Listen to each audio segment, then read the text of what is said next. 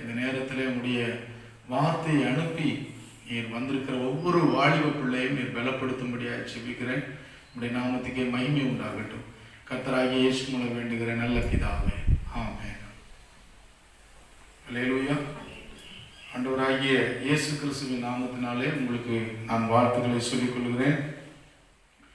இந்த நாளில் நாம் பல சாட்சிகளை கேட்டோம். ஒவ்வொருத்தருடைய சாட்சியும் நீங்கள் சொன்னது ஒவ்வொரு விதமாக இருந்தது. சிலர் அதிகமாக இந்த ஊரடங்கு நாட்களில் நீங்கள் பிரயாசம் எடுத்திருக்கிறீர்கள். சிலர் அதிகமான திட்டங்கள் இல்லாதபடி நீங்கள் உங்களுடைய நாட்கள் அதிகமாக பிரயோஜனப்படுத்தி கொள்ள முடியாமலும் இருந்திருக்கிறீர்கள்.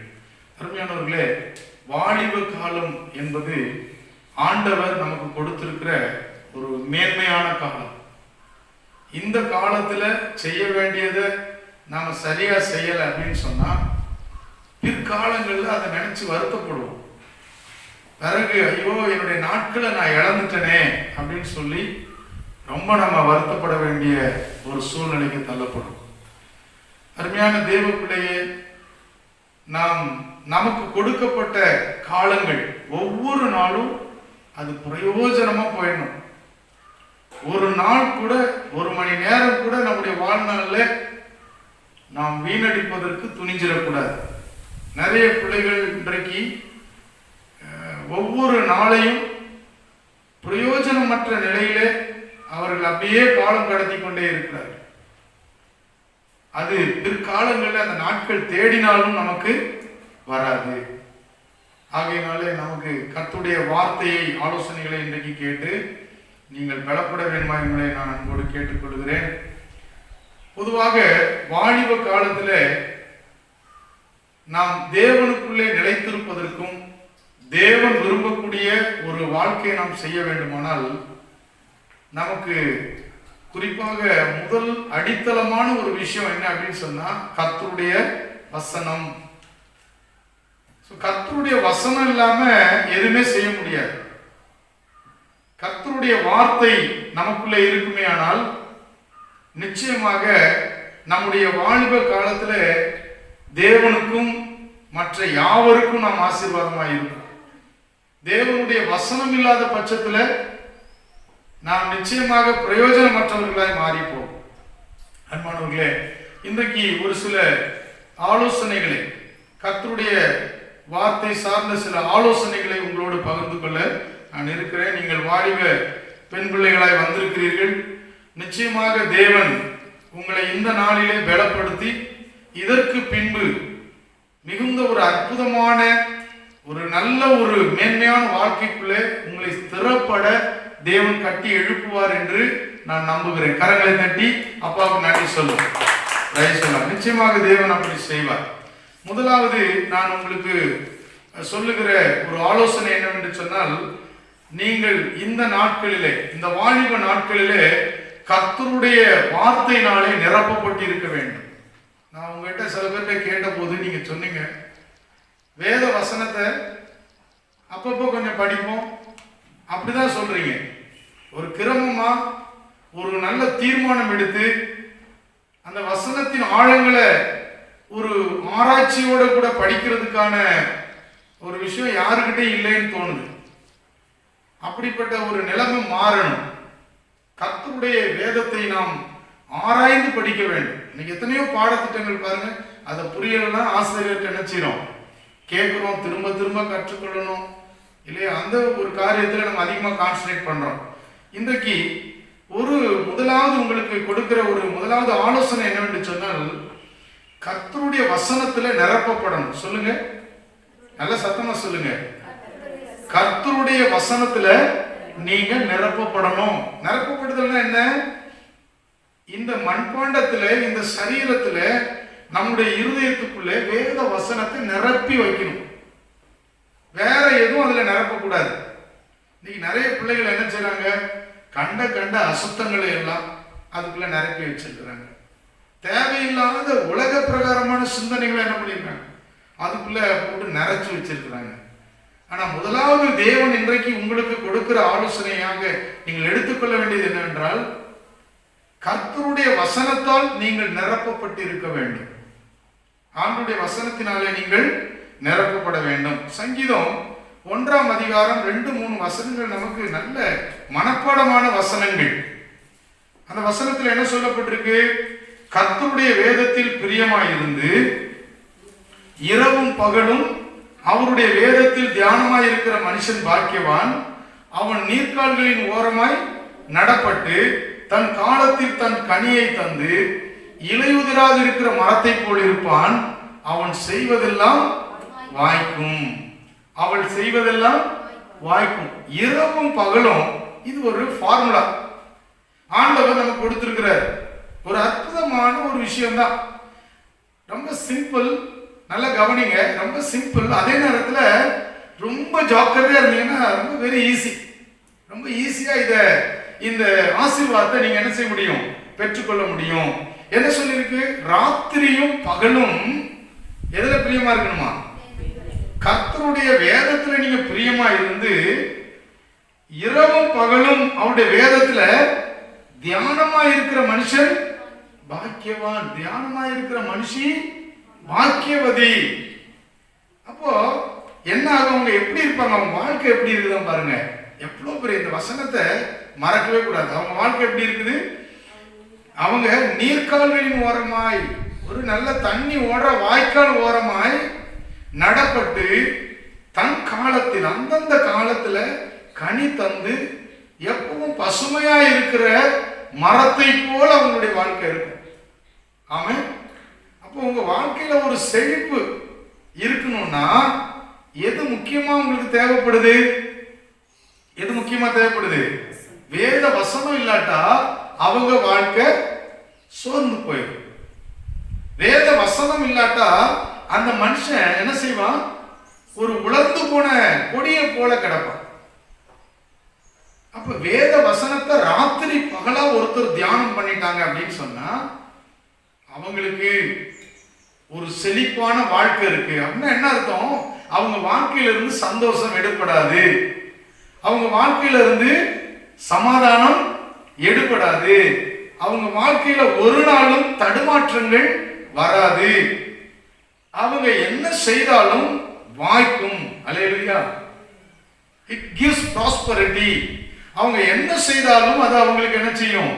வாய்க்கும் என்று சொல்லப்பட்டிருக்கிறது. அருமையானவர்களே, இந்த வாலிப காலத்துல நீங்க செய்ய வேண்டியது எல்லாம் வேத வசனத்தை நீங்கள் பின்பற்றி வந்தபடியினாலே அதை நிறைக்கணும். எங்க? இருதயத்துக்குள்ள நிறைக்கணும். அப்ப இருதயத்துக்குள்ள நீங்க அந்த வசனத்தை நிறைய நிறைச்சிட்டீங்கன்னா உங்க வாழ்க்கையில எல்லா ரூட்டும் கிளியர் ஆயிடும். வசனம் இல்லாதவங்க முகத்தை நீங்க பார்த்தீங்கன்னாலே கண்டுபிடிச்சிடலாம். இன்னைக்கு வசனம் படிக்கல, வேத தியானம் பண்ணல அப்படின்னு சொன்னா அவங்க சொல்ற பொய்ய நம்ம நம்ப வேண்டாம். அவங்க முகமே என்ன செஞ்சிடும்? காட்டி கொடுத்துரும். உண்மையிலே இவங்க வசனத்தை படிச்சிருக்காங்களா, உண்மையிலே வசனம் தியானம் பண்ணிருக்காங்களான்னா ஆவியானவர் அந்த வசனத்தினுடைய ஒரு அனல் அவங்ககிட்ட இருந்து வீசுறதை நீங்க பார்க்க முடியும். அவங்க பேசும்போதே அவங்க வார்த்தையில தெரிஞ்சிடும். அவங்க ஜெபிக்கும் போது அவங்க ஜபத்துல தெரிஞ்சிடும். அவங்க பேசும்போது அவங்க முகத்திலே அது காட்டி கொடுத்துரும். இன்னைக்கெல்லாம் பாருங்க, நிறைய வாலிப பிள்ளைங்க சோர்ந்த முகத்தோட இருக்காங்க. என்ன கவலையோ தெரியல, சோர்ந்த முகத்தோடு இருக்கும். வாலிப பிள்ளைகள்னா சொல்லுவாங்க சிறகடிச்சு பறப்பாங்க. காரணம், உங்களுக்கு ஒரு விஷயம் தெரிஞ்சுக்கணும், பாவம் இல்லாத வாழ்க்கை தான் எப்படி இருக்கும்? பரவசமா இருக்கும். பாவத்தோட இருக்கிறவங்களால பரவசமா என்ன செய்ய முடியாது? இருக்கவே முடியாது. அதே மாதிரி வேத வசனம் யாருடைய வாழ்க்கையில இல்லையோ அவங்களால அவ்வளவு மகிழ்ச்சியா இருக்க முடியாது. ஒரு விடுதலை இருக்காது. உள்ளத்துல ஒரு மகிழ்ச்சியை நீங்க பார்க்க முடியாது. ஒருவேளை உலக பிரகாரமா ஒருத்தர் சந்தோஷமா இருக்காங்க, அவங்ககிட்ட வேதம் இல்லைன்னா அது நீண்ட நாள் அது நிலைச்சிருக்காது. ஆனால் வேதம் கொடுக்கிற சந்தோஷமும் சமாதானமும், ஆண்டவர் சொல்லுங்க, நான் கொடுக்கிற சந்தோஷம் எப்படிப்பட்டது, சமாதானம் எப்படிப்பட்டது? உலகம் கொடுக்கிற மாதிரி நான் என்ன செய்ய மாட்டேன், கொடுக்க மாட்டேன். உலகம் கொடுக்கிறதோட என்னுடைய சமாதானத்தை நீங்க என்ன செய்யாதீங்க, கம்பேர் பண்ணாதீங்கன்னு ஆண்டவரே சொல்லிட்டார். அதனால நான் கொடுக்கிற சமாதானம் இந்த உலகம் கொடுக்கிற மாதிரி இருக்காது. அதை விட சிறப்பானது, அது அழியாதது, அது நித்திய நித்தியமானது. அது உனக்குள்ள ஒரு ஜீவ ஊற்று மாதிரி இருந்து என்ன செய்யும், உன்னை பலப்படுத்திட்டே வரும். அன்பான பிள்ளைகளை, நீங்க இன்னைக்கு உங்க மனசுல நீங்க வைக்க வேண்டிய ஒரு ஆழமானது, நம்ம ரொம்ப சென்சிட்டிவா உங்களுக்கு நான் இந்த காரியத்தை சொல்ல விரும்புறேன். வேத வசனத்தை நிரப்பணும். அந்த வேர்டை மனசு நல்லா பதிங்க. என்னுடைய பாத்திரம் வேத வசனத்தினால என்ன செய்யணும்? நிரம்பி இருக்கணும், ஃபில் பண்ணணும். வேத வசனத்தினால உங்க இருதயத்தை நீங்க என்ன செய்யணும்? ஃபில் பண்ணணும். மறந்து போகாதீங்க. யோசுவாவின் புத்தகத்துல அங்க ஆண்டவர் யோசுவாவுக்கு சொல்லும் போது ஒரு வசனத்தை, ஒரு வார்த்தையை அவர் நினைப்பூட்டி சொல்றார். யோசுவா 1ஆம் அதிகாரம் 8ஆம் வசனத்தை நீங்க திருப்பிக் கொள்ளலாம். யோசுவா 1ஆம் அதிகாரம் 8ஆம் வசனம் நானே வாசிக்கிறேன், கவனிங்க. இந்த நியாயப்பிரமாண புஸ்தகம் உன் வாயை விட்டு பிரியாதிருப்பதாக, இதில் எழுதியிருக்கிறவைகளின்படியெல்லாம் நீ செய்ய கவனமாய் இருக்கும்படி இரவும் பகலும் அதை தியானித்துக் கொண்டிருப்பாயாக. அப்பொழுது நீ உன் வழியை வாய்க்க பண்ணுவாய், அப்பொழுது புத்திமானாயும் நடந்து கொள்ளுவாய். ரட்சிக்கப்பட்ட தேவ பிள்ளைகளுக்கு தேவன் கொடுக்கிற பிரமாணம் இது. இதை நீங்க என்ன செய்யக்கூடாது? மறந்து கொள்ளுங்க. நிறைய பேர் நீங்க வேலை தேடி தேடி தேடி அழுத்து போயிட்டாங்க. சில பேருக்கு வாழ்க்கையை குறித்த குழப்பம் இன்னும் நீங்கவே இல்லை. சில பேரால எதிர்காலம் எப்படி இருக்குமோங்கிற சந்தேகம், பயத்தோடு இன்னும் வாழ்ந்துட்டே இருக்காங்க. உங்களுக்கு நான் சொல்றேன், பயம் வேண்டாம், சந்தேகம் வேண்டாம், குழப்பம் வேண்டாம். வேத வசனத்தை கரெக்டா கொண்டு போங்க, உங்க வழி கரெக்டா போயிட்டு இருக்கு. இன்னைக்கு சில பேருக்கு பார்த்தா பிள்ளைகளுக்கு என்ன அதிகமா இந்த உலகம் கற்றுக் கொடுக்கிறது, நிறைய பெற்றோர் கற்றுக் கொடுக்கிறது என்ன தெரியுமா? நிறைய படி, பெரிய பெரிய படிப்பெல்லாம் படிச்சுட்டு நிறைய பிள்ளைங்க உதவாக்கரையா போயிடுறாங்க.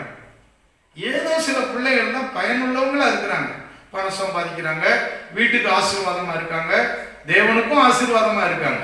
அநேக பிள்ளைகள் ஒன்றுக்கும் உதவாதவங்க, பெரிய படிப்பு படிச்சு ஒரு பிளஸிங்கும் கிடையாது. காரணம் என்ன? ஆண்டவர் இங்க தெளிவா சொல்லி இருக்கிறார், இந்த நியாயப்பிரமாண புஸ்தகம் உன் வாயை விட்டு பிரியாது இருப்பதாக.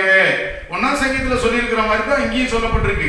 இதில் எழுதியிருக்கிறவைகளின்படி எல்லாம் நீ செய்ய கவனமாய் இருக்கும்படி இரவும் பகலும் அதை தியானித்துக் கொண்டு, ராத்திரி பகலா அதை தியானம் பண்ணு.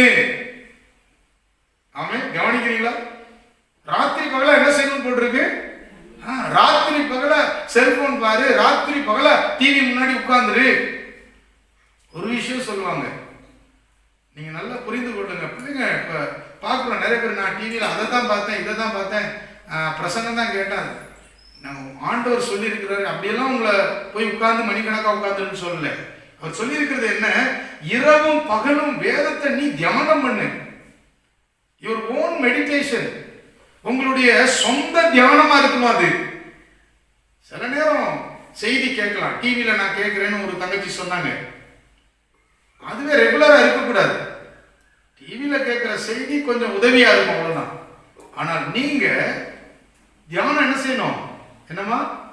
தியானம் பண்ணணும். நீங்க தியானம் பண்ணினாதான் நேரடியாக தேவனுடைய அவருடைய சத்தத்தை நீங்க புரிந்து கொள்ள முடியும். அவருடைய சத்தத்தை நீங்க கேட்டு புதிய திட்டங்களை, தேவ ரகசியங்களை புரிந்து கொண்டு உங்க வாழ்க்கையில நீங்க அபியாசிக்க முடியும். ஏதோ சில பிரசங்கங்கள் உங்களுக்கு தூண்டுதலா இருக்குமே தவிர நீங்கள் சொந்தமாய் தியானிப்பது போல இருக்காது. நல்லா புரிந்து கொள்ளுங்க. அதனாலதான் நீங்க நீண்ட நேரம் தேவனோடு உறவாடுகிறதற்கு நீங்க கவனமா இருக்கணும். பாருங்க என்ன சொல்லிருக்கு, இரவும் பகலும் அதை தியானித்துக் கொண்டிருப்பாயாக. அப்படிதான் போட்டிருக்கு. ராத்திரி பகலா நீ வியாதத்தை என்ன செய்யணும்? தியானம் பண்ணணும். நீங்க டிவியில பிரசங்கம் கேட்கறது, யூடியூப்ல பிரசங்கம் கேட்கறது, பேஸ்புக்ல பிரசங்கம் கேட்கறது, அல்லது லைவ் ப்ரோக்ராம் பார்க்கறது, அல்லது ஒரு ஆவிக்குரிய நல்ல புத்தகங்களை வாங்கி படிக்கிறதெல்லாம் அது சற்று உதவியா தான் இருக்கும். கொஞ்சம் உங்களை தூண்டும், கொஞ்சம் உங்களை உற்சாகப்படுத்தும், கொஞ்சம் உங்களை அது ஆண்டவர் பக்கமா ஒரு அனலா இருக்கிறது போல திருப்பி கொடுக்கும், அவ்வளவுதான். ஆனால் நீங்க தியானிக்கிறது தான் உங்க வாழ்க்கையில பெரிய மாறுதலை உண்டாக்கும். கரங்களை தட்டி அப்பாவுக்கு நன்றி சொல்லுங்க. நீங்க தியானிக்கிறது, நீங்க தியானம் பண்ணும் போது உங்க வாழ்க்கையில அது ஒரு புரட்சியை உண்டாக்கும்.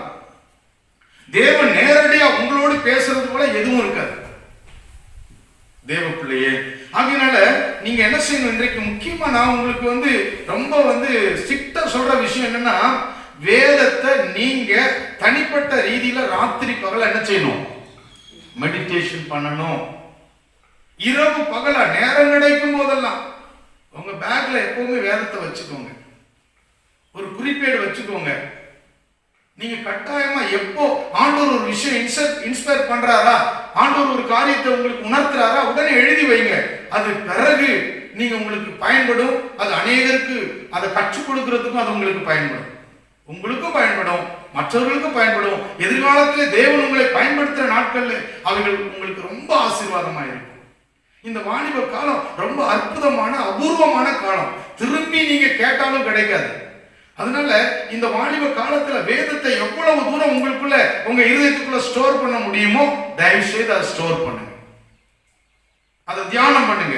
இங்க என்ன சொல்லப்பட்டிருக்கு பாருங்க, ஆண்டவர் யோசுவாவுக்கு சொல்ல, அப்பொழுது நீ உன் வழியை வாய்க்க பண்ணுவாய். நீ கன்ஃபியூஸ் ஆக வேண்டாம், ஆலோசனை தேடி யாருக்கையும் அலைய வேண்டாம். நீ ஜெபிக்கும் போதே உனக்கு இருக்கிற தடையெல்லாம் நீக்கி போட்டு ஆண்டவர் ரூட்டை கிளியர் பண்ணி உன்னை ரைட் பிளேஸ்ல கொண்டு உட்கார வச்சு அழைக்க பார்ப்பாரு. கை தட்டி அப்பா நன்றி சொல்லு, நல்ல உற்சாகம் கைத்து வாய்ப்பு. அப்போ தேவன் நீங்க நினைப்பதற்கு வேண்டுவதற்கு மேலாக உங்களுக்கு நன்மை செய்ய வல்லவராயிருக்கிறார். எத்தனை பேர் ஆமென் சொல்ல முடியும்? நினைப்பதற்கு வேண்டுவதற்கு அதிகமா நன்மை செய்த தேவன். தானியேல் ஜெபிக்கும் போது தேவதூதன் ஒரு விஷயம் சொல்றாரு. என்ன சொல்றாரு? பிரியமானவனே உன் ஜெபம், ஆமா நீ வேண்டிக் கொள்ளும் முன்னாடியே உன் ஜெபத்தை கேட்டாரு. ஏன் கேட்டாரு? 9:23 9ஆம் அதிகாரம் 23ஆம் வசனத்துல பிரியமானவனே உன் ஜெபம், நீ எனக்கு மிகவும் பிரியமானவன், நீ வேண்டிக் கொள்ளும் முன்பே அது கேட்கப்பட்டதுன்னு சொல்லி இருக்கு அந்த வசனத்துல. ஏன் அப்படின்றத தானியேலின் புஸ்தகம் 6ஆம் அதிகாரம் 10ஆம் வசனத்துல படிச்சீங்கன்னா தெரியும். அவன் முன்பு செய்து வந்தபடியே தான் 3 வேளையும் தன் தேவனுக்கு முன்பாக பலகணிகள் திறந்திருக்க முழங்கால் படியிட்டு ஜெபம் பண்ணினான். தானியேல் எப்படி பிரியமான மனுஷன் ஆண்டவருக்கு மாற முடிஞ்சது? தானியேலுடைய கிரமமான ஜெப வாழ்க்கை, ஆவிக்குரிய வாழ்க்கை எல்லாம் கிரமமாய் இருந்தது. ஏனோ தானும் இல்லை, பேருக்காக புகழுக்காக இல்லை, யாரோ ஒருத்தர் பாராட்டணும் இல்லை. இன்னைக்கு பாராட்டு விரும்புகிற மக்கள் பெருகி இருக்கிறார்கள், தேவ பிள்ளைகள் பெருகி இருக்கிறார்கள். தேவ பிள்ளைய இங்கே ஆண்டவர் ஒரு மனிதனை பாராட்டி பேசுகிறார், உயர்த்தி பேசுகிறார். தானியேல்ல இப்படி சொல்லப்பட்டிருக்கிறது, நீ எனக்கு மிகவும் பிரியமானவனாய் மாறிவிட்டாய். உங்களை எத்தனை பேர் நீங்க யோசிக்க போறீங்க, நான் தேவனுக்கு பிரியமா மாறணும். நீங்க யாருக்கு பிரியமா இருக்கீங்க? சில பேர் யாருக்கோ பிரியமா இருக்கிறாங்க, யாருக்கோ பிரியமா இருக்கிறது இல்லை. நம்முடைய தேவாதி தேவனுக்கு நாம் பிரியமா இருக்க வேண்டும். நீ எனக்கு மிகவும் பிரியமானவன். உங்ககிட்ட அவன் சொல்லுவாரு, நீ எனக்கு மிகவும் பிரியமானவள். ஏன் இரவு பகல வேதம் தியானிச்சுட்டு இருக்கு இல்லையா? தானியேல் எப்படி பிரியமானவனாய் மாற முடிந்தது? தான் முன்பு செய்து வந்தபடியே அந்த பத்திரத்துக்கு கையெழுத்து போடப்பட்டது என்று அறிந்த போதிலும், ஒரு பெரிய சட்டம் இருக்கிறது என்று அறிந்த போதிலும் தன்னுடைய ஜெப நேரத்தை அவன் குறைக்கவில்லை. முன்பு செய்து வந்தபடியே ஜெபிக்கிற பழக்கம் வழக்கமாய் இருந்தது தானியேலுக்கு. இந்த வழக்கம், அந்த கிரமம், இந்த வழக்கம் எல்லாம் ஆண்டவருக்கு பிடிச்சிருந்தது. அதனாலதான் நீ எனக்கு மிகவும் பிரியமானவன். அருமையான சகோதரிகளை, நீங்களும் ஆண்டவருக்கு இப்படி இருக்கும்போது உங்களை அவர் எவ்வளவு நேரம் ஆகும்? ரொம்ப சந்தோஷமா நீ எனக்கு மிகவும் பிரியமானவன் சொல்லுவாரு. எத்தனை பேருக்கு ஆண்டவர் இப்படி சொல்லணும்னு ஆசைப்படுறீங்க? ஆமென். நிச்சயமா ஆண்டவர் அப்படி செய்வார். அப்போ என்ன செய்யணும்? அப்பொழுது நீ உன் வழியை வாய்க்க பண்ணுவாய், அப்பொழுது புத்திமானாய் நடந்து கொள்வாய். எது உனக்கு சரியானது உன்னால கண்டுபிடிச்சிக்க முடியும். உன் வாழ்க்கையில எது ஏற்றது சரியானதுன்னு தெளிவு கிடைக்கும், இல்லைன்னா ஒண்ணும் கிடைக்காது. யோசிச்சு பாருங்க.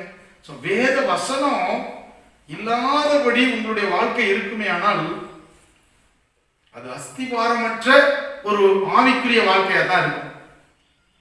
நல்லா புரிந்து கொள்ளுங்க, வேத வசனம் இல்லாத வாழ்க்கை அஸ்திபாரமற்ற அல்லது மணலின் மேல் அஸ்திவாரம் போடப்பட்ட ஒரு ஆவிக்குரிய வாழ்க்கை. அது ரொம்ப நாள் நிக்காது. ஒருவேளை அது மாம்ச இச்சையில விழுந்து போகலாம். கல்யாண வயசுல இருக்கும்போது அழகான ஒரு பையனை பார்த்தா அந்த அஸ்திவாரம் உடைஞ்சிரும். அல்லது நல்ல ஒரு ஜாப் தாரேன்னு நீ சர்ச்சுக்கே போக வேண்டாம், நீ கர்த்தரையே ஆராதிக்க வேண்டாம், இந்த வேலை உனக்கு ஹை போஸ்டிங் தாரேன்னு சொன்னா அந்த நேரத்துல ஓடி போய் உட்கார்ந்துக்குவோம். அருமையான தேவ பிள்ளையே, அது உன்னை உடைச்சிடும். வேத வசனம் இருந்தால் நீ உன்னுடைய அஸ்திவாரத்தை நீ கண்மலையின் மேல் என்ன செய்திடலாம், போற்றலாம். ஆண்டவராகிய இயேசு கிறிஸ்து சொன்னார். மத்தேயு எழுதின சுவிசேஷம் 7ஆம் அதிகாரம் திருப்பிக் கொள்வோம். மத்தேயு எழுதின சுவிசேஷம் 7ஆம் அதிகாரம்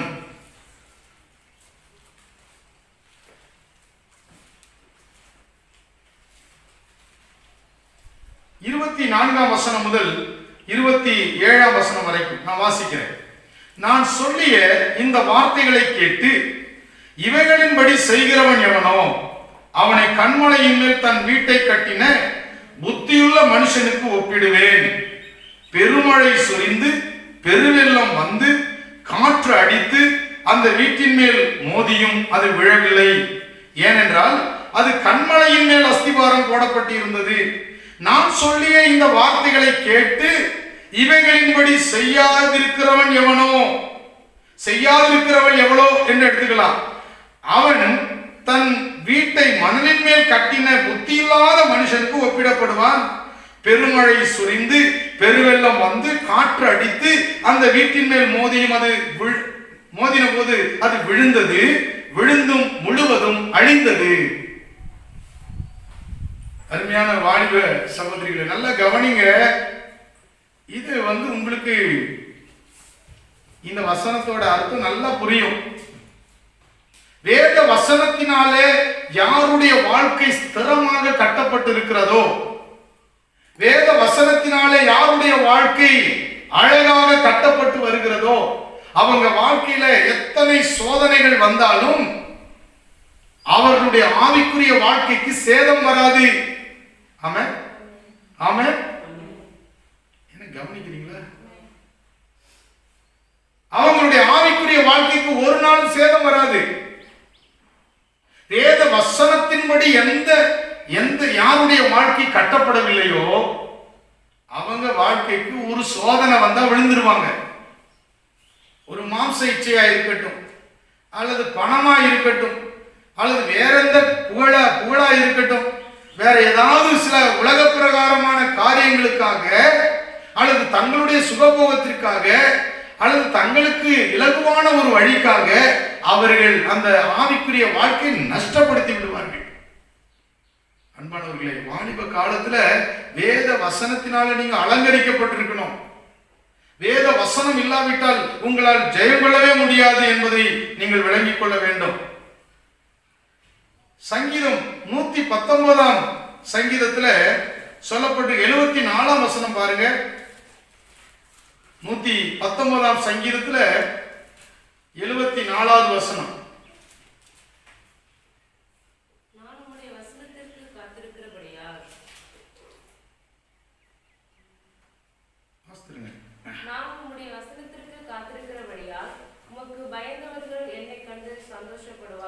நான் உம்முடைய வசனத்திற்கு காத்திருக்கிறபடியால் உமக்கு பயந்தவர்கள் என்னை கண்டு சந்தோஷப்படுவார்கள். நீங்க தேவனுடைய வசனத்துக்கு காத்திருக்கும் போது தேவனுடைய ஜனங்களுக்கெல்லாம் நீங்க ஒரு சந்தோஷமா மாறி போவீங்க. ஆமென். தேவனுடைய ஜனங்களுக்கெல்லாம் நீங்க ஒரு சந்தோஷமா மாறி போவீங்க. 119ஆம் சங்கீதத்துல 101ஆம் வசனம் பாருங்க. உமது வசனத்தை நான் காத்து நடக்கும்படிக்கு சகல பொல்லாத வழிக்கும் என் கால்களை விளக்குகிறேன்.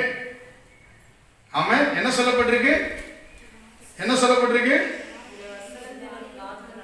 உம்முடைய வசனத்தை நான் காத்து நடக்கும்படிக்கு நான் என்ன செய்றேன்?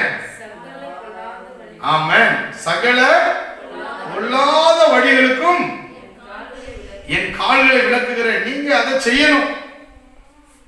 சகல பொல்லாத வழிகளையும் விட்டு விலகி வந்தீங்கன்னா, தேவ வசனம் எனக்கு வேணும், தேவ வசனத்தை நான் பிடிச்சுக்கணும், தேவ வசனத்தினுடைய நன்மைகள் எனக்கு உண்டாகணும், நீங்க வந்தா தேவன் அதை உங்களுக்கு வாய்க்க பண்ணுவார். 119ஆம் சங்கீதத்துல 105ஆம் வசனத்தை கவனிங்க. 105ஆம் வசனம் என்ன சொல்லுது? உம்முடைய வசனம் என் கால்களுக்கு தீபமும் என் பாதைக்கு வெளிச்சமாய் இருக்கிறது. அப்ப வேத வசனத்திலே நடக்கக்கூடியவர்கள் யார் என்று சொன்னால் வெளிச்சத்திலே நடக்கக்கூடியவர்கள். யாக்கோபு எழுதின நிருபம் 1ஆம் வசனம் 1ஆம் அதிகாரம் 22ஆம் வசனத்தை பாருங்க. யாக்கோபு எழுதின நிருபம் 1ஆம் அதிகாரம் 22ஆம் வசனம். நீங்கள் உங்களை வஞ்சியாதபடிக்கு திருவசனத்தை கேட்கிறவர்களாய் மாத்திரமல்ல, அதின்படி செய்கிறவர்களாயும் இருங்கள். ஆமென்.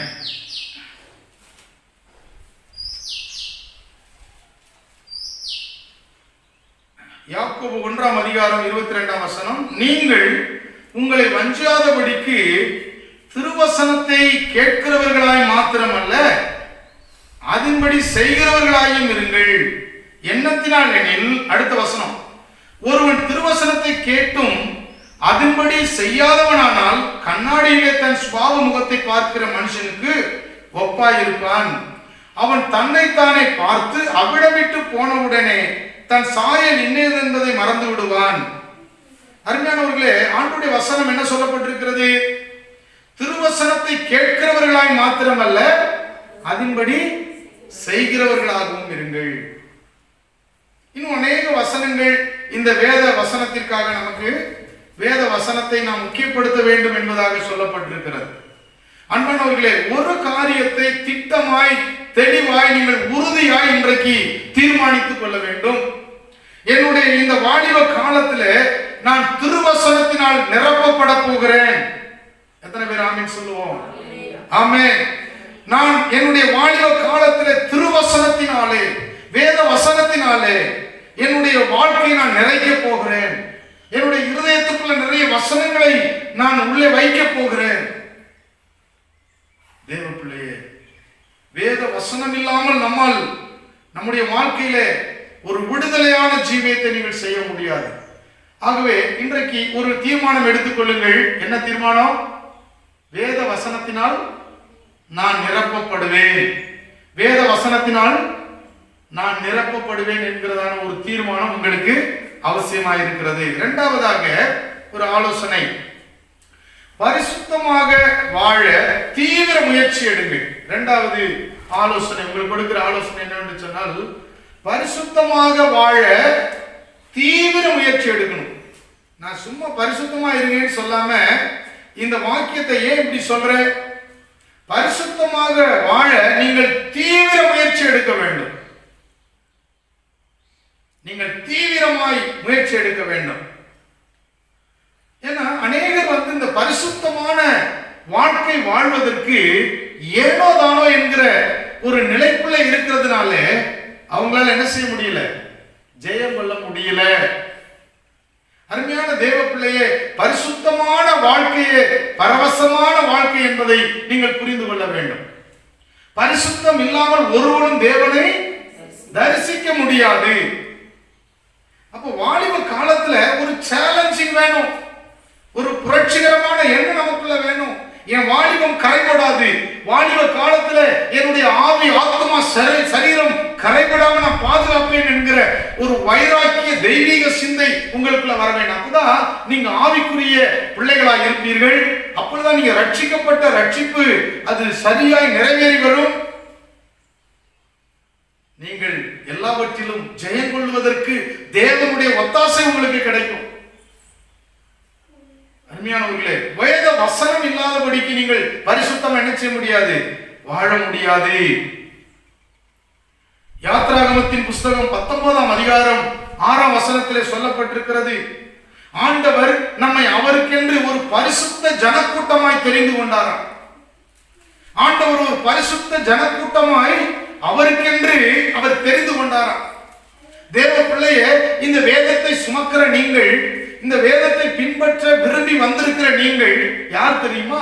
தேவனால் விரும்பப்பட்ட ஒரு ஜனக்கூட்டம். தேவனால் விரும்பப்பட்ட ஒரு ஜனக்கூட்டம். யார்? ஆண்டவர் எந்த ஜனக்கூட்டத்தை அப்படி விரும்புகிறார்? பரிசுத்தமான ஒரு ஜனக்கூட்டத்தை அவர் விரும்புகிறார். தேவ பிள்ளையே, தேவனுக்கு விருப்பமான மக்களாய் நாம் தெரிவு செய்யப்பட்டிருக்கிறோம். ஆகையினால் என்ன செய்யணும்? கரைதலை இல்லாம பரிசுத்தமான ஒரு வாழ்க்கை நமக்குள்ள வரணும். 119ஆம் சங்கீதம் 9ஆம் வசனம் சொல்லுது, வாலிபன் தன் வழியை எதனால் சுத்தம் பண்ணுவான்? எதனால?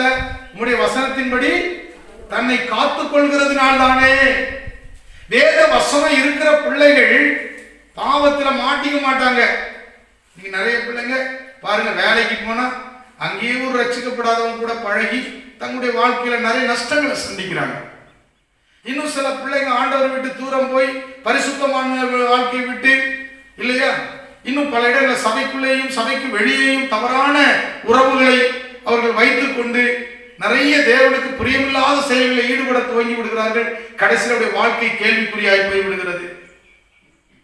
தேவ பிள்ளை, ஆண்டவர் உங்களுக்கு ஒரு மேன்மையான வாழ்க்கை கொடுப்பதற்காகத்தான் உங்களை ரட்சித்து சபைக்குள்ளே அழைத்து இருக்கிறார்.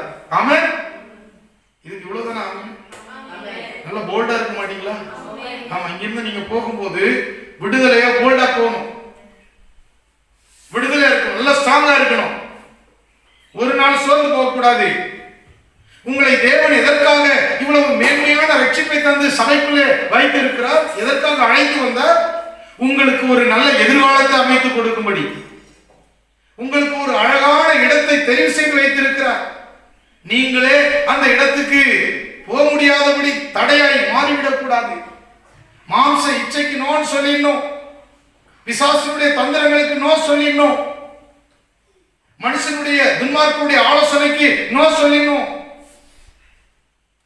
தேவ பிள்ளையே, இந்த காரியத்தில் உங்களுக்கு எப்பொழுது தைரியம் வரும்? வேத வசனம் உங்களுக்குள்ள இருந்தாதான். கவனிக்கிறீங்கன்னு நினைக்கிறேன். வேத வசனம் உங்களுக்குள்ள இருந்தாதான் நீங்க இதுல ஜெயம் கொள்கிறவர்களா இருக்க முடியும்.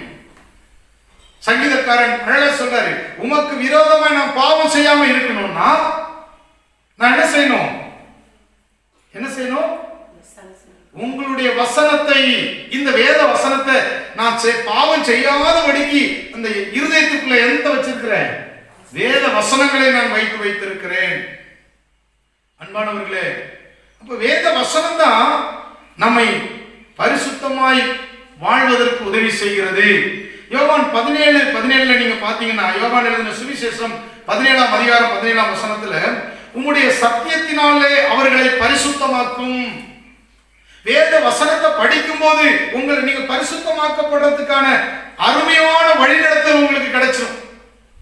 நல்லா புரிந்துக்கோங்க, நீங்க கஷ்டப்பட வேண்டாம். சில பேர் மல்லு கட்டிட்டு கஷ்டப்படுறாங்க. நான் எப்படி பரிசுத்தமா இருக்கிறது? நானும் பார்க்க கூடாதுன்னு தான் நினைக்கிறேன், ஆனா பார்த்துறேன். நானும் செய்யக்கூடாதுன்னு தான் நினைக்கிறேன், செய்திடுறேன். நானும் பொய் பேசக்கூடாதுன்னு தான் நினைக்கிறேன், ஆனா பொய் பேசிடுறேன். அருமையானவர்களே, நிறைவானது வரும்போது குறைவானதெல்லாம் ஒழிஞ்சிரும். வேத வசனத்தினால உங்களுக்குள்ள நிரப்பிட்டே வாங்க. அந்த வேத வசனம், அந்த வெளிச்சம் உள்ள வந்தோடனே இருளான எல்லாம் வெளியில போயிடும். ஆமென். வேத வசனம் உள்ள வரும்போது உள்ள இருக்கிற அழுக்கு, கந்தையான விஷயங்கள், அருவருப்பான விஷயங்கள் எல்லாம், நீ வாலிபனா இருந்தாலும் சரி, அது எவ்வளவு வீரியத்தோட உன்னோட செயல்பட்டு இருந்தாலும் சரி, வேத வசனம் அதை விட வல்லமை நிறைந்தது. கையெழுதி அப்பா சொல்லுவோம், வேத வசனம் அதை விட வல்லமையானது. ஒரு அற்புதமான ஒரு தேவ பிள்ளையாய் நிறுத்துவதற்கு வேத வசனத்தினாலே முடியும். வேத வசனத்தை லேசா நினைக்காதீங்க. பரிசுத்தமாய் வாழ்வதற்கு வேத வசனம் உங்களுக்கு உதவியாக இருக்கும். அருமையானவர்களே, வேத வசனத்தினாலே நீங்கள் பரிசுத்தமாக்கப்பட முடியும். அடுத்தது பரிசுத்த ஆவியானவர். அருமையான தங்கை சொன்னாங்க, நான் அபிஷேகம் பெற்றேன். ஆண்டவரிடத்துல ரொம்ப நாளா கேட்டுட்டு இருந்தேன், என்னை கர்த்தர் அபிஷேகம் பண்ணி இருக்கிறார். தேவனுடைய அபிஷேகத்தை குறித்து வாலிபர்கள் நீங்க ஆர்வமுடையவர்களாக இருக்கணும். நல்லா கவனிக்கிறீங்கன்னு நினைக்கிறேன். தேவனுடைய அபிஷேகத்தின் மேல ஒரு வாஞ்சை இருக்கணும், ஆர்வம் இருக்கணும். வாலிப காலத்துல அந்த அந்த விருப்பம் கூடுதலா வரும். ஏன்னா வாலிப காலத்துல தான் தேடுதல் அதிகமான ஒரு காலம். அந்த காலத்துல உங்களுக்கு அபிஷேகத்தை குறித்த தேடுதல் இருக்குமே, ஆனால் நிச்சயமாய் தேவன் வாலிப காலத்துல உங்களை அபிஷேகித்து வரும் நாட்களில், உங்கள் ஆயுசு நாட்களில் நீங்கள் தேவனுக்கு என்று பயன்படுவதற்கு கர்த்தர் அற்புதமாய் உங்களை நடத்த முடியும். அப்போஸ்தலர் நடவடிக்கைகள் 1ஆம் அதிகாரம் 8ஆம் வசனத்திலே சொல்லப்பட்டிருக்கிறது, பரிசுத்த ஆவி உங்களிடத்தில் வரும் பொழுது நீங்கள் பலன் அடைகிறீர்கள். அப்போ உங்களுக்கு பலன் வருது. பரிசுத்த ஆவி வரும்போது உங்களுக்கு பலன் வருது. அப்பதான் நீங்க எங்கேயுமே சாட்சியா இருக்க முடியும். எருசலேமிலும், யூதாயா முழுவதிலும், சமாரியாவிலும், பூமியின் கடைசி வரைக்கும் எனக்கு சாட்சியா இருப்பேன். உங்களுக்கு தெரிஞ்ச பகுதியில, தெரியாத பகுதியில, பல இடங்களில் உலகம் முழுவதிலும் தேவன் உங்களை சாட்சியாய் நிறுத்துவார். எங்க போனாலும் சாட்சினா என்னது? உங்களுடைய வாழ்க்கை ஒரு தூய்மையான வாழ்க்கையாய் இருக்கும்படி அநேகருக்கு முன்பாக தேவன் நீங்கள் நிற்கிற இடங்களிலே எங்க நின்றாலும் காண்பதற்கு அவர் பலன் கொடுக்கிறார். நீங்கள் தேவனுடைய நாமத்தை சொல்வதற்கான ஒரு சாட்சியாய் உங்களை ஆண்டவர் பலப்படுத்தி கொண்டு செல்கிறார். பரிசுத்த ஆவியினால உங்களுக்கு ஒரு பரிசுத்தம் உண்டாகிறது. ரோமர் 15ஆம் அதிகாரம் 15ஆம் வசனத்தை திருப்பிக் கொள்வோம். ரோமர் 15ஆம் அதிகாரம் 15ஆம் வசனம் நான் வாசிக்கிறேன். ரோமர் 15ஆம் அதிகாரம் 15ஆம் வசனம்.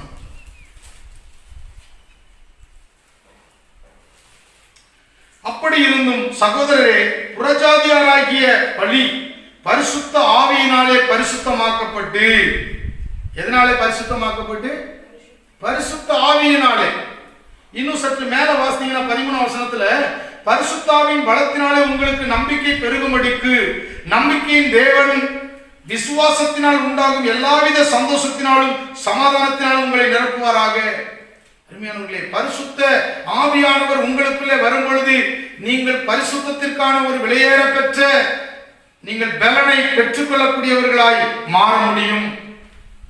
தேவ பிள்ளையே, அந்த பலனை எப்படி பெற்றுக்கொள்றது? அந்த பரிசுத்தாவின் அபிஷேகத்தை எப்படி பெற்றுக்கொள்றது? ஏசாயா 40ஆம் அதிகாரம் 31ஆம் வசனத்திலே சொல்லப்பட்டிருக்கிறது, கர்த்தருக்கு காத்திருக்கிறவர்களோ புது பலன் அடைவார்கள். கர்த்தருக்கு காத்திருந்தா என்ன கிடைக்கும்? புது பலன் கிடைக்கும். கர்த்தருக்கு காத்திருக்கிறவர்களோ புது பலன் அடைந்து கழுகுகளைப் போல செட்டைகளை அடித்து எழும்புவார்கள். ஓடினாலும் இளைப்படையாக நடந்தாலும் சோர்ந்து போக மாட்டாங்க. அப்ப தேவனுக்கு யாரு காத்திருக்கிறாங்களோ அவங்களுக்கு தேவன் பலத்தை கொடுக்கிறாரு. அவங்க எப்படி எழும்புவாங்க? கழுகுகளை போல செட்டைகளை எடுத்து எழும்புவார்கள். அப்படின்னா என்ன அர்த்தம்?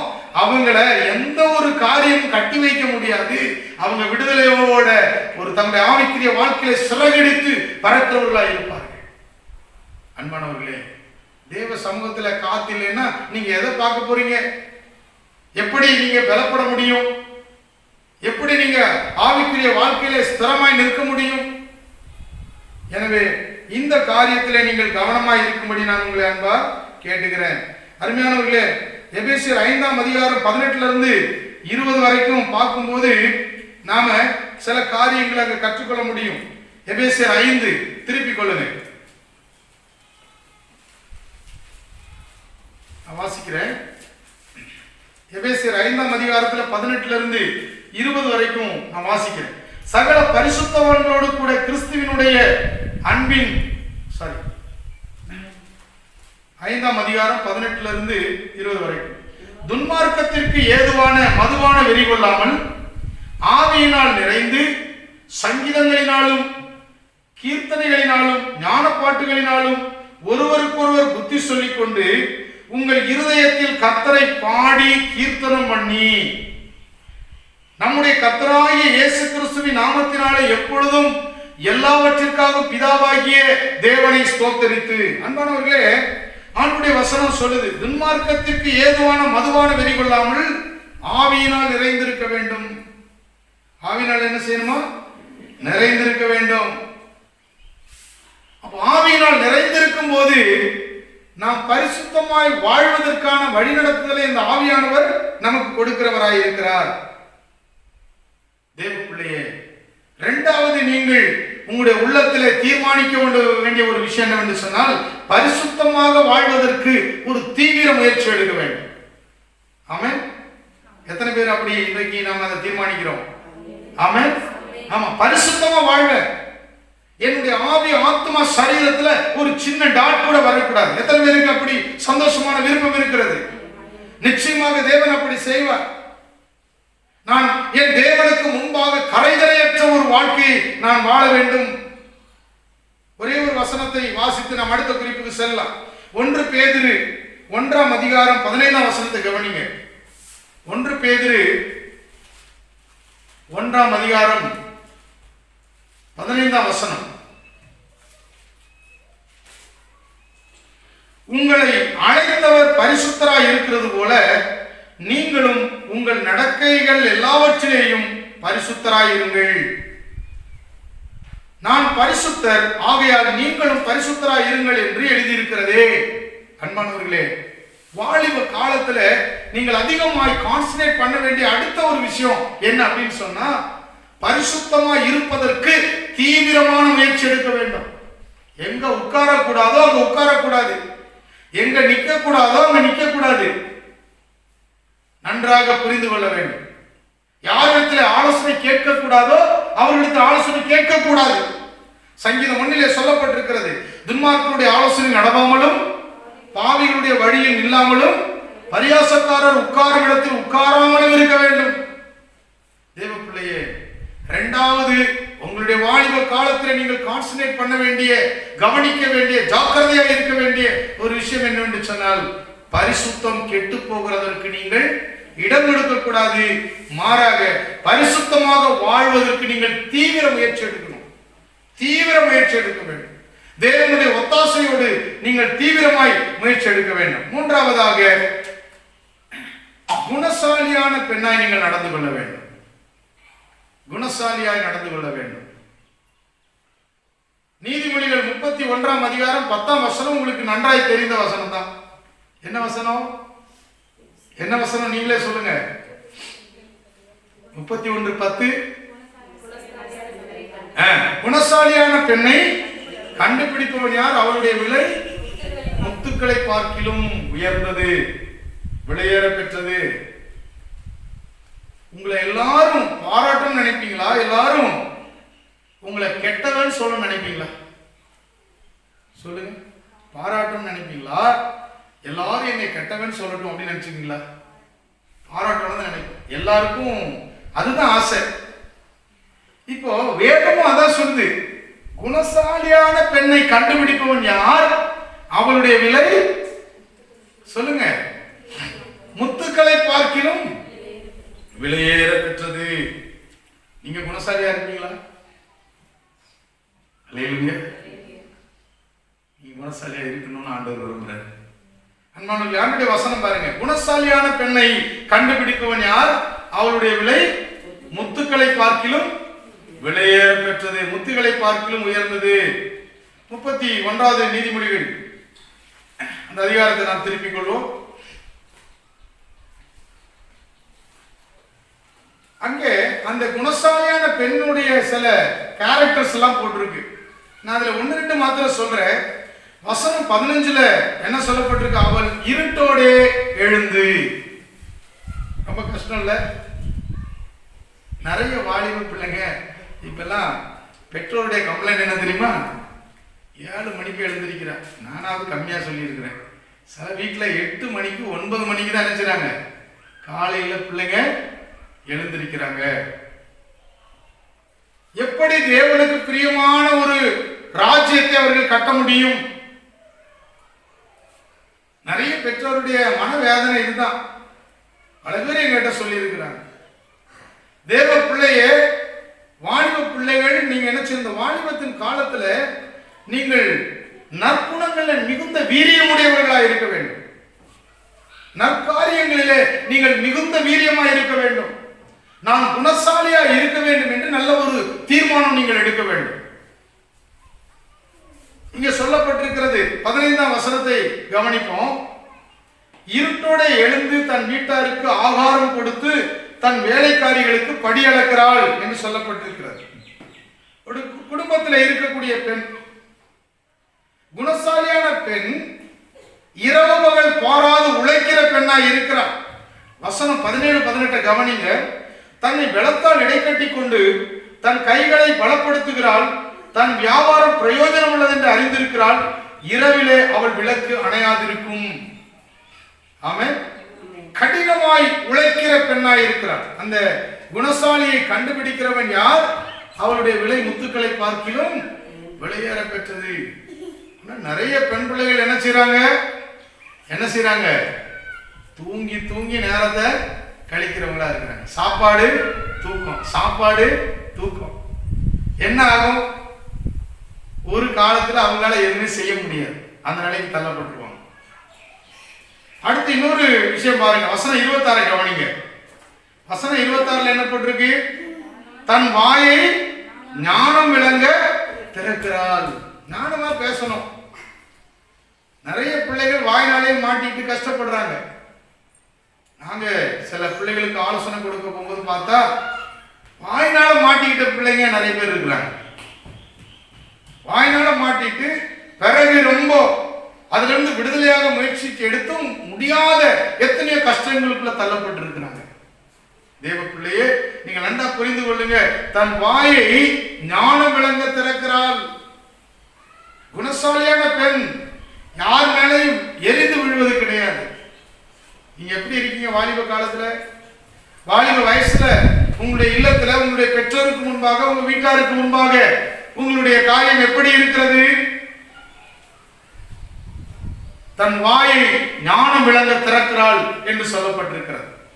அன்பானவர்களே, அப்ப குணசாலியாய் நடந்து கொள்வதற்கு நீங்கள் இன்றைக்கு தீர்மானம் எடுக்க வேண்டும். உங்களுக்கு நிறைய வேத வசனங்கள் இருக்கு. நீங்க நல்ல வேத வசனங்களை லேர்ன் பண்ணுங்க. இல்லையா, நீங்க வேத வசனங்களை படிக்க படிக்க நற்குணசாலிகளா என்ன பண்ணிடலாம்? மாறி போயிடலாம். தெசலோனிக்கேல் பட்டணத்துல இருக்கிறவங்களை விட பெரோயா பட்டணத்துல இருந்த தேவ ஜனங்கள் எப்படி இருந்தாங்களா? எப்படி இருந்தாங்க? நற்குணசாலிகளா இருந்தார்கள். எதனால? தினந்தோறும் வேத வாக்கியங்களை ஆராய்ந்து பார்த்ததினால்.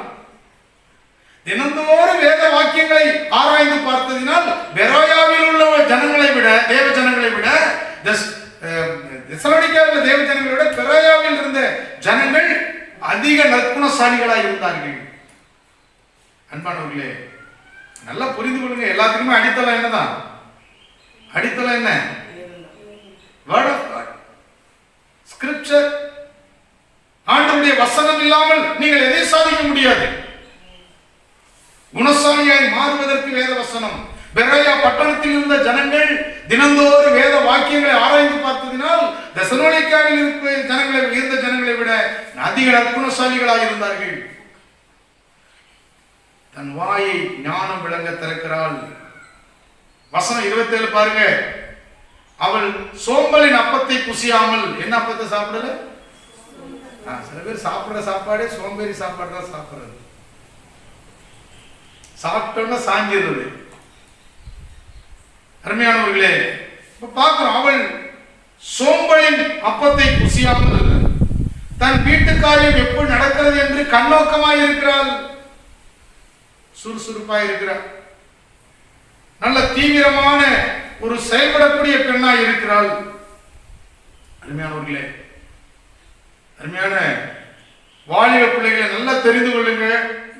இன்றைக்கு ஒரு நல்ல தீர்மானம், இந்த ஆலோசனைப்படி ஒரு தீர்மானத்தை நீங்க வைத்துக் கொள்ளுங்க. என்னது? நான் குணசாலியா இருப்பேன். இப்ப இருக்கிறத விட இன்னும் அதிக ஒரு குணசாலியாய் நான் மாறுவேன். எல்லாருக்கும் முன்பாக ஒரு நற்குணசாலியாய் நான் இருப்பேன். தேவனுக்கு முன்பாக நான் நற்குணசாலியாக இருப்பேன். என்ன வேணும்? அதுக்கு வேத வசனம் வேணும். அனுதினமும் வேதத்தை நீங்கள் ஆராய்ந்து பார்க்கும் போது அந்த நற்குணங்களை நீங்கள் பெற்றுக்கொள்ள முடியும். மனசுல வைங்க, என்னுடைய கேரக்டர் நல்ல குட் கேரக்டர் மாறணும். என்னுடைய பேச்சு நல்ல ஒரு குட் டாக்கிங். என்னுடைய பேச்சு எல்லாருக்கும் முன்பாக அது சரியானதாய், நேர்த்தியானதாய், ஒழுங்கானதாய் இருக்க வேண்டும். நல்ல தீர்மானம் எடுங்க. நல்ல ஒரு டிசிப்ளின் லைஃப் நான் வாழ போறேன். டிசிப்ளினா இருப்பேன். கண்டபடி என்னுடைய வாழ்க்கை இருக்காது. மோசமானபடி எல்லாரும் மோசம்னு சொல்ற அளவுக்கு என்னுடைய வாழ்க்கை இருக்காது. என்னுடைய பெற்றோரோ, என்னுடைய வீட்டாரோ, அல்லது அக்கம் பக்கத்தில் இருப்பவர்களோ, என்னுடைய நண்பர்களோ, என்னை அறிந்தவர்களோ என்னிடத்திலிருந்து ஒரு நற்சாட்சி சொல்வதற்கு மாத்திரம் நான் இனி வாழப் போகிறேன். எத்தனை பேர் அப்படி சொல்ல போறோம்? கைதட்டப்பா, நன்றி சொல்லுவோம்.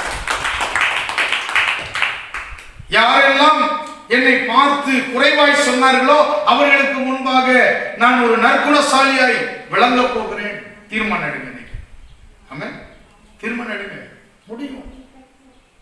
இது உங்களால் முடியாதது, ஆனால் தேவனாலும் அவருடைய வசனத்தினால் முடியும்.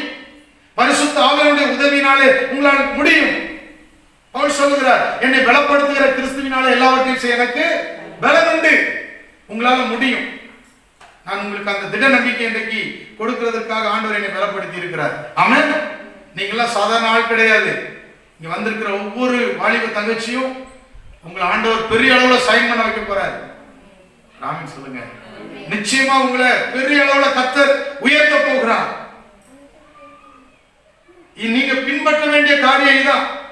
ஆண்டவரோட நல்ல குட் ரிலேஷன்ஷிப், மற்றவங்களோட நல்ல குட் ரிலேஷன்ஷிப் வைங்க. ஆண்டவரோட நல்ல உறவு வைங்க.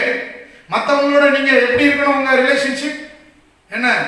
யாருக்கிட்டையும் நீங்க தேவையில்லாதபடி உங்களுடைய உறவை கெடுத்துக் கொள்ளக்கூடாது. ஒரு பரிசுத்தமான சகோதரத்துவ அன்பிலே நீங்கள் நிலைத்திருக்க வேண்டும். ஒரு வசனத்தை வாசித்து நாம் அடுத்த குறிப்புக்கு போகலாம். 1 பேதுரு 3ஆம் அதிகாரம் 3ஆம் வசனமும் 4ஆம் வசனமும்.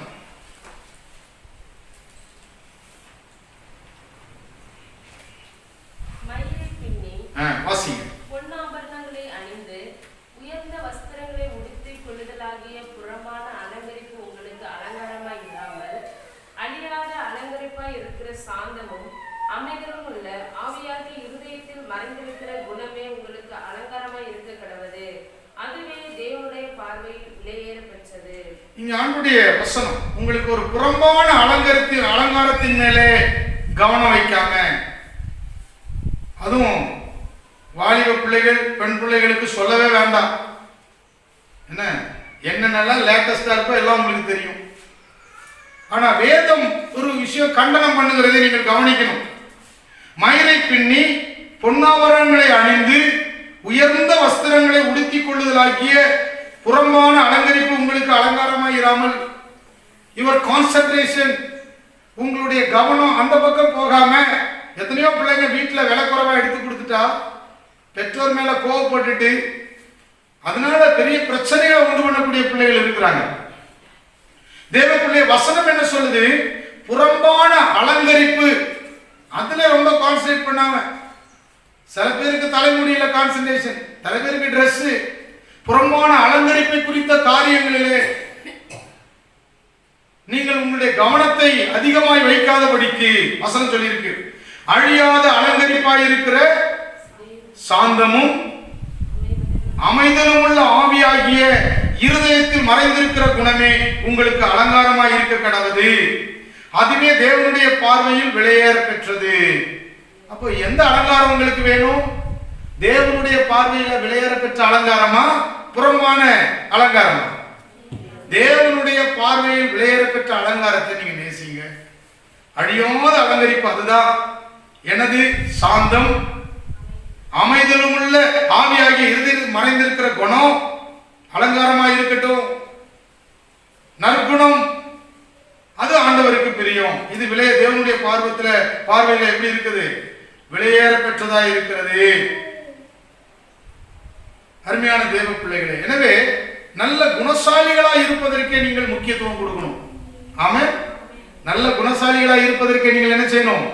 முக்கியத்துவம் கொடுக்க வேண்டும். 4வதாக காலத்தை பிரயோஜனப்படுத்திக் கொள்ளுங்கள். இந்த காலம் போனா வராது. நல்ல ஒரு டைம் மேனேஜ்மெண்ட் வாலிப பிள்ளைகளாகி உங்களுக்கு வேணும். ஏன்னா நான் உங்களை சில பேரை கேட்ட போது நீங்க ஒண்ணுமே உங்க செயலாம் ஒண்ணுமே இல்லைன்ற மாதிரி தெரிஞ்சது. நல்ல மனசுல வச்சுக்கோங்க. காலத்தை பிரயோஜனப்படுத்த நீங்க இன்றிலிருந்து நல்ல ஒரு தீர்மானம் எடுங்க. காலத்தை என்ன செய்யணும்? பிரயோஜனப்படுத்தணும். எத்தனை பேருக்கு ஷெட்யூல் வச்சிருக்கிறீங்க? ஒரு கால அட்டவணையின்படி உங்களால செயல்பட முடியுது? சொல்லுங்க பார்க்கலாம். பல பேருக்கு கிடையாது. ஒரு நாள் எப்படி போகுது உங்களுக்கு தெரியாது. எப்படியோ போகுது. பல பேருக்கு வீணா போயிட்டு இருக்குது. தேவ பிள்ளைய ஒரு ஸ்கூலுக்கோ காலேஜுக்கோ போனா அங்க டைம் டேபிள் போட்டு கொடுத்துறாங்க. ஒரு டைம் ஷெட்யூல் கொடுத்துறாங்க. நம்ம ஒவ்வொருத்தருடைய வாழ்க்கையிலையும் ஒரு டைம் மேனேஜ்மெண்ட், ஒரு கால மேலாண்மை இல்லாவிட்டால் இந்த வாலிப காலத்தை நீங்கள் விரயம் பண்ணி போடுவீர்கள். இப்பொழுது மாத்திரமல்ல, எப்ப வேண்டுமானாலும் சரி, அவங்க முதிர் வயது வரைக்கும் இந்த பழக்கம் தான் பின்னாடி வரப்போகுது. எனவே இந்த வாலிப காலத்திலே நல்ல நீங்க ஒவ்வொரு நாளுக்குரிய சரியான ஒரு கால மேலாண்மை, ஒரு டைம் மேனேஜ்மெண்ட் நீங்க பண்ணணும். இன்றைக்கு இவ்வளவு ஒர்க் முடிக்க போறேன், என்னுடைய வீட்டு வேலைகள் இவ்வளவு நேரம், என்னுடைய தோட்டத்தில் இவ்வளவு நேரம் வேலை செய்ய போறேன், இவ்வளவு நேரம் கர்த்தரோட உட்கார்ந்து ஜெபிக்க போறேன், இவ்வளவு நேரம் என்னுடைய தாய் தகப்பனுக்கு உதவி செய்ய போறேன், இவ்வளவு நேரம் வெளியில நான் போக வேண்டிய நேரம் இருக்கிறது. ஷெட்யூலை கொண்டு வாங்க. ஒரு கால மேலாண்மை நீங்க கரெக்டா பின்பற்றி வந்தீங்கன்னா உங்க வாழ்க்கையில் ஆட்டோமேட்டிக்கா எல்லாவற்றிலும் கர்த்தர் ஒரு நேர்த்தியை கொடுத்துருவார். ஆமென், ஆமென். உங்களுக்கு அந்த எண்ணம் வரணும். காலையில நான் இத்தனை மணிக்கு எழுந்திருப்பேன், ஒரு 5 மணிக்கு எழுந்திருப்பேன், 5 மணிக்கு எழுந்திருச்சு இவ்வளவு நேரம் ஜெபிக்க போறேன், இவ்வளவு நேரம் தியானம் பண்ண போறேன், அல்லது ஒரு 4 மணிக்கு எழுந்திருப்பேன், இவ்வளவு நேரம் ஜெபிக்க போறேன், இவ்வளவு நேரம் நான் தியானம் பண்ண போறேன், இதுக்கப்புறம் வீட்டு வேலைகளை கவனிக்க போறேன், இதுக்கப்புறம் என்னுடைய எப்படிப்பட்ட ஒவ்வொருத்தருக்கும் ஒரு விதமான ஷெட்யூல் இருக்குது. அதை கரெக்டா நீங்க பிளான் பண்ணி செய்யும் போது நிச்சயமாக தேவன் உங்களுடைய நேரத்தை பிரயோஜனமாக்கி கொடுத்துருவார். என்ன, ஒன்றுமே திட்டம் இல்லாதபடிக்கு இல்லையா? நீங்க சப்போஸ் உங்களுக்கு நிறைய நேரம் கிடைக்குதுன்னா அந்த நேரம் எல்லாம் நீங்க என்ன செய்யலாம், வேதத்தோடு நீங்க அநேக நேரம் செலவிடலாம். நிறைய வேதத்திலிருந்து குறிப்புகளை எடுக்கலாம். காலத்தை பிரயோஜனப்படுத்திக் கொள்ளுங்கள். இந்த காலம் நீங்கள் அற்புதமாய் ஆராய்ந்து சேகரிக்கிற காலம். இனி வரும் காலம் நீங்கள் அவைகளை விநியோகிக்க வேண்டிய ஒரு காலம் இருக்கிறது. அன்றைக்கு நீங்க உட்கார்ந்து தேடுவதற்கு அதிக நேரம் உங்களுக்கு இருக்குமோ என்னவோ தெரியாது. அருமையான தேவ பிள்ளைகளே, வாலிப தங்கச்சிக்கு நல்ல கவனிங்க. காலத்தை பிரயோஜனப்படுத்திக் கொள்ளுங்கள். நல்ல ஒரு கால அட்டவணை உங்களுக்கு வைத்துக் கொள்ளுங்க. எபேசியர் 5ஆம் அதிகாரம் 15-16 நாம் வாசிக்கலாம். எபேசியர் 5 நான் வாசிக்கிறேன். எபேசியர் 5ஆம் அதிகாரம் 15-16 வசனங்கள். ஆனபடியினாலே நீங்கள் ஞானமற்றவர்களைப் போல நடவாமல் ஞானமுள்ளவர்களைப் போல கவனமாய் நடந்து கொள்ள பார்த்து நாட்கள் பொல்லாதவைகள் ஆனதால் காலத்தை பிரயோஜனப்படுத்திக் கொள்ளுங்கள். அருமையானவர்களே, நாட்கள் பொல்லாதவைகள் ஆனதால் காலத்தை பிரயோஜனப்படுத்திக் கொள்ளுங்கள். எத்தனையோ வருஷம் வேகமா ஓடி போயிடுச்சு. இந்த ஊரடங்கு நாட்கள் அப்படி திரும்பி பார்த்தா இப்போ 4.5 மாசம் ஓடி போயிடுச்சு வேகமா. நாம் என்ன செய்திருக்கிறோம்? இந்த நாட்களை எவ்வளவா நாம் பிரயோஜனப்படுத்தி கொண்டிருக்கிறோம்? அன்பான தேவ பிள்ளையை நல்ல கவனிங்க. இந்த காரியங்கள்ல நீங்க உங்களை அதிகமாய் ஸ்திரப்படுத்திக் கொள்ள வேண்டும். காலத்தை பிரயோஜனப்படுத்துங்க. படிப்பை மட்டுமே முன்வைக்காதீங்க. படிப்பு ஜாப் தேடுறது மட்டுமே உங்க நோக்கமா இருக்கக்கூடாது. மத்தேயு 6ஆம் அதிகாரம் 33ஆம் வசனத்திலே சொல்லப்பட்டிருக்கிறது, முதலாவது தேவனுடைய ராஜ்யத்தை நீதியை தேடுங்கள், அப்பொழுது இவைகளெல்லாம் உங்களுக்கு கூட கொடுக்கப்படும். உங்க பிரயாசம் அதுவாய் மட்டும் இருக்க வேண்டாம். படிப்பு, வேலை, அந்த ஒரு விஷயத்தை மாத்திரமே நீங்க போக்கஸ் பண்ணி போறதா இருக்க வேண்டாம். அது உங்களுக்கு அவசியமானது, அது உங்களுக்கு வேண்டியது என்பதை தேவன் அறிந்திருக்கிறார். உங்களை கரெக்டா நடத்திடுவாரு. நீங்க அலைந்து தெரியாதபடி சரியாய் உங்களை நடத்தி கொண்டு போய் உங்களுக்கு ஏற்ற ஒரு வேலையை அவர் கொடுத்துட முடியும். நீங்க செய்ய வேண்டியதெல்லாம் தேவனுக்கு நேரம் கொடுங்க. உங்க படிப்பை நம்பி உட்கார்ந்து இருக்காதீங்க. தேவனை நம்பி நீங்க உங்க வாழ்க்கையை கொண்டு செல்லுங்க. குதிரை எத்தனை நாளுக்கு ஆயத்தமாகும், ஜெயமோ கர்த்தரால் வரும். உங்களுக்கு ஒரு ஜெயம் வேண்டுமானால், உங்களுக்கு ஒரு நன்மை வேண்டுமானால், உங்களுக்கு ஒரு ஆசீர்வாதமான வாழ்க்கை வேண்டுமானால், உங்களுக்கு ஒரு அற்புதம் நடக்க வேண்டுமானால் அது தேவனால் முடியும். குதிரை இத்தனை நாளுக்கு ஆயத்தமாகலாம். ஜெயம் தேவனுடையது. விதைக்கிறவர்களாலும் அல்ல, நடுகிறவனாலும் அல்ல, நீர் பாய்ச்சுகிறவனாலும் அல்ல. யாரால தான் நடக்கணும்? யாரால? விளைய செய்கிற தேவனாலே. எல்லாம் உங்களுடையது. விளைய செய்கிறவர் தேவன். எல்லா பிரயாசமும் உங்களுடையது. ஜெயம் கொடுக்கிறவர் தேவன். அப்படியானால் அவருக்கு தான் முதல்ல கணத்தை நாம் செலுத்த வேண்டும். புரிந்து கொள்ளுங்கள். காலத்தை பிரயோஜனப்படுத்துங்க. 5ஆவதாக, இறுதியாக, ஜாக்கிரதையாயிருங்கள். ஜாக்கிரதையாயிருங்கள். நீதிமொழிகள் 12ஆம் அதிகாரம் 24ஆம் வசனத்தை நான் உங்களுக்கு சுட்டிக்காட்ட விரும்புகிறேன். நீதிமொழிகள் 12ஆம் அதிகாரம் 24ஆம் வசனம் நான் வாசிக்கிறேன். நீதிமொழிகள் 12:24. ஜாக்கிரதை உள்ளவர்களுடைய கை ஆளுகை செய்யும், சோம்பேறியோ பகுதி கட்டுவான். சோம்பலா இருக்கக்கூடாது, எப்பவும் ஜாக்கிரதையா இருக்கணும், நேரத்தை வேஸ்ட் பண்ணக்கூடாது. அன்பானவர்களே, நன்றாக புரிந்து கொள்ளுங்கள். நான் கல்லூரியில படிக்கிற நாட்கள்ல என்னோடு ஒரு ஃப்ரெண்ட் இருந்தான். அந்த ஃப்ரெண்டு வந்து பாத்தீங்கன்னா ஒரு மெழுகுவர்த்தி எரிஞ்சிட்டு இருக்கும். கரண்ட் இல்லாத நேரத்தில் அவன் படிச்சுட்டு இருப்பான்.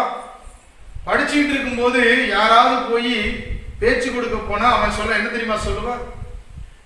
ஏய், நான் இப்ப பேச முடியாது, இந்த மெழுகுவர்த்தி 2 ரூபா கொடுத்து வாங்கியிருக்கிறேன், இது கரைந்து போறதுக்குள்ள இந்த 2 ரூபாய்க்கு நான் படிச்சாகணும் அப்படின்னு சொல்லுவான்.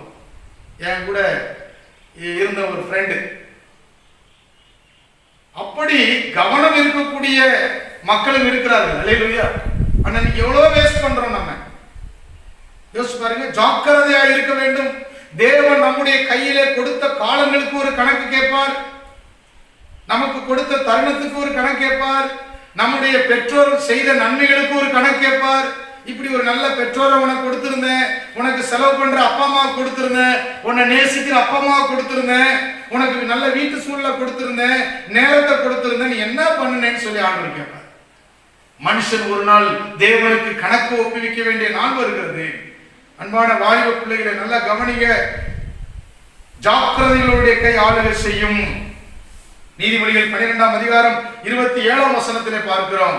சோம்பேறியோ வேட்டையாடி பிடித்ததை சமைப்பதில்லை. எல்லாம் இருந்தும், இவ்வளவு அற்புதமான சூழ்நிலைகள் இருந்தும், நல்ல பெற்றோர் ஆண்டவர் கொடுத்திருந்தோம், என்ன கேட்டாலும் வாங்கி கொடுக்கிற அப்பா அம்மாவை நமக்கு கொடுத்திருந்தோம், அதை பயன்படுத்தி தேவனுக்குள்ள அதை ஆதாயமாக்கி கொள்ள தெரியாத பிள்ளைகள், ஜாக்கிரதையற்றவர்கள்.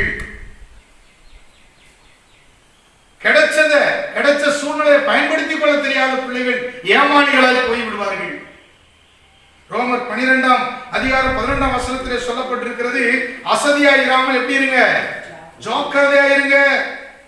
தீமோத்தேயுக்கு பவுல் சொல்றாரு, 1 தீமோத்தேயு 4 திருப்பிக் கொள்ளுங்க. 4:13 1 தீமோத்தேயு 4:13 நான் வாசிக்கிறேன்.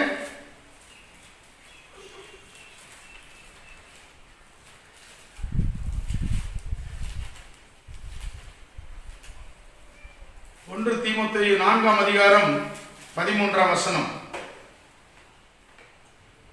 நான் வருமளவும் வாசிக்கிறதிலும் புத்தி சொல்லுகிறதிலும் உபதேசிக்கிறதிலும் ஜாக்கிரதையாயிரு. நான் வர்ற வரைக்கும் நீ செய்ய வேண்டிய வேலை என்ன? வாசிக்கிறதுல, புத்தி சொல்றதுல, உபதேசம் பண்றதுல எப்படி இரு? ஜாக்கிரதையாயிரு. அருமையானவர்களே, கர்த்தர் வர்ற வரைக்கும் நாம் எப்படி இருக்கணும்? நாம அப்படி அந்த வசனத்தை அந்த ஒரு வியூல பார்க்கணும். தேவன் வர்றதுக்குள்ள நான் எவ்வளவு அதிகமாய் நன்மையான காரியங்களை செய்த முடியுமோ செய்திடணும். எவ்வளவு அதிகமாய் தேவனுக்கென்று உழைக்க முடியுமோ நான் உழைக்கணும். காலத்தை பிரயோஜனப்படுத்திக் கொள்ளணும். அதுக்கு ஜாக்கிரதையா இருக்கணும். 2 பேதுரு 1:5 திருப்பிக் கொள்வோம். 2 பேதுரு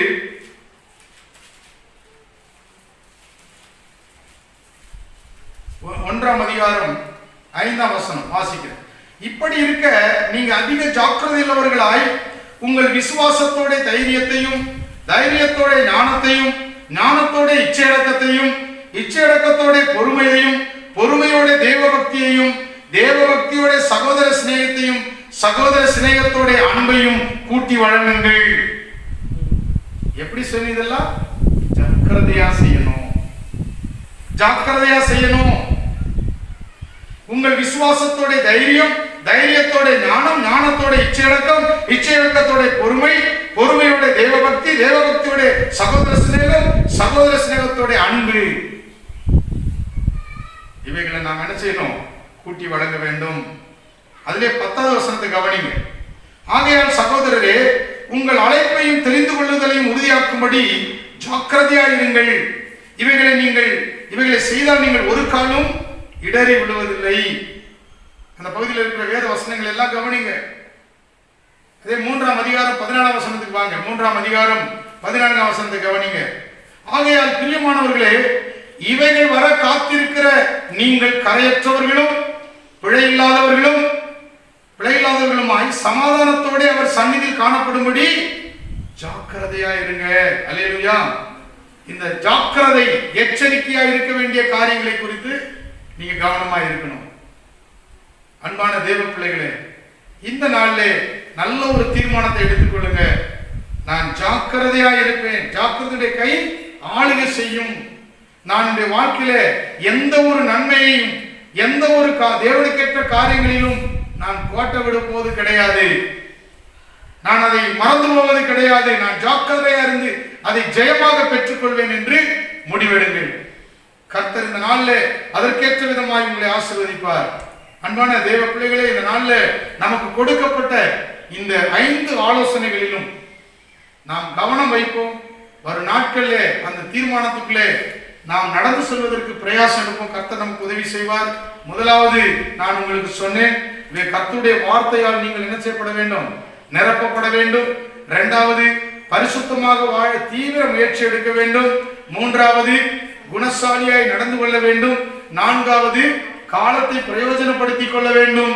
5வது, ஜாக்கிரதையாய் இருக்க வேண்டும். முழங்கால் படிட்டு நாம் ஜெபிக்கலாம். தேவன் நமக்கு உதவி செய்வார். பரிசுத்தமுள்ள நல்ல ஆண்டவரே, நினைப்பதற்கும் வேண்டுவதற்கும் அதிகமாய் செய்கிற தேவனே, இந்த நாளிலும் கூட அருமையான இந்த வாலிப தங்கைகளுக்காக நான் ஜெபிக்கிறேன்.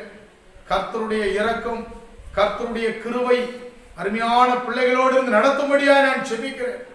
உம்முடைய ஆண்டவரே, வேத வசனத்தினுடைய ஆழங்கள் அவர்களுக்கு அதிகமாய் வெளிப்படுத்தப்படட்டும். நன்மைகள் உண்டாகட்டும். இந்த ஆலோசனைகளை, வார்த்தைகளை கேட்ட அருமையான இந்த வாலிப தங்கைகள் மேலே தேவனுடைய அபிஷேகத்தை வல்லமை கொடுத்து வரும் நாட்களில் பிரயோஜனமுள்ள பாத்திரங்களாய் இவர்களை நீர் பலப்படுத்தும்படி, இவர்களை உபயோகப்படுத்தும்படி ஜெபிக்கிறேன். இவர்கள் ஒன்றிலும் குறைவில்லாதவர்களாய் ஆண்டவரே, நீர் வைத்திருக்கிற மேன்மையான ஆசீர்வாதங்களை, அந்த மேன்மையான எதிர்காலத்தை சுதந்திரிக்க இவர்களுக்கு உதவும்படி ஜெபிக்கிறேன். பெரிய காரியங்களை செய்யும் கர்த்தராகிய இயேசுவிலே வேண்டுகிறேன், ஜீவனுள்ள நல்ல பிதாவே. ஆமென், ஆமென், ஆமென்.